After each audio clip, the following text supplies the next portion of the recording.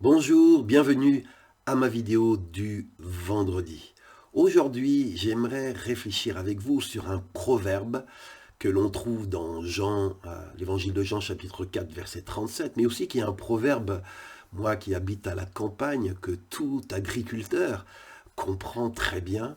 C'est quelqu'un sème et un autre récolte.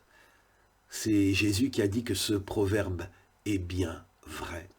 Et ce que je retiens dans ce proverbe, c'est que quand quelqu'un espère récolter une moisson, il faut d'abord que quelqu'un ait semé, lui-même ou une autre personne. Ça veut dire qu'il n'est pas possible d'avoir une moisson sans d'abord qu'il y ait eu des semailles.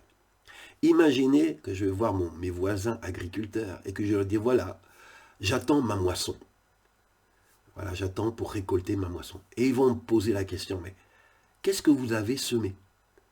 Et je vais dire, ben rien, mais voilà, j'attends la moisson, je prie le Seigneur, une moisson pour ma communauté, une moisson dans ma famille, une moisson dans mon voisinage. Je veux que des gens viennent à Jésus et amener ses fruits dans la grange du Seigneur. Et le paysan me dira, mais vous êtes un insensé. Ça ne marche pas comme ça. Si vous voulez espérer récolter dans votre voisinage, dans votre famille, dans votre pays, si vous voulez récolter une moisson, il faut d'abord semer. Il n'y a pas de moisson sans semaille. Moi, j'habite dans une région aujourd'hui où, voilà, qu'on dirait peut-être déchristianisée. J'ai à cœur de faire connaître Jésus, celui qui m'a tant aimé. Et je sais que, et je prie pour que des cœurs s'ouvrent, pour que des cœurs reçoivent. Mais je ne peux pas espérer cela si j'attends passivement, sans semer la parole de Dieu. Et les vidéos aussi que je fais, c'est une manière de porter la semence de vie, la parole de vie. Je voudrais donc vous dire par ce message, tous ceux, toutes celles qui m'entendent, prie le Seigneur, pas seulement pour la moisson, mais prie le Seigneur pour les semailles. Demande au Seigneur, comment veux-tu que je sème ta parole? Comment veux-tu que j'ensemence des cœurs? Vers qui est-ce que tu m'envoies? Vers quel champ? Quelle personne? Quel groupe?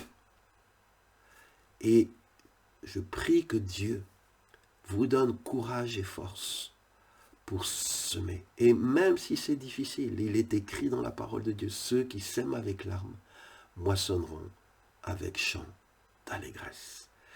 Donc, sème d'abord, et puis un jour tu récolteras. Alors vous allez me dire, oui, mais il y en a qui récoltent, qui n'ont pas semé. Oui, parce qu'ils profitent, comme Jésus l'a dit, je vous ai envoyé récolter là où vous n'avez pas travaillé, d'autres ont travaillé et vous profitez de leur fatigue.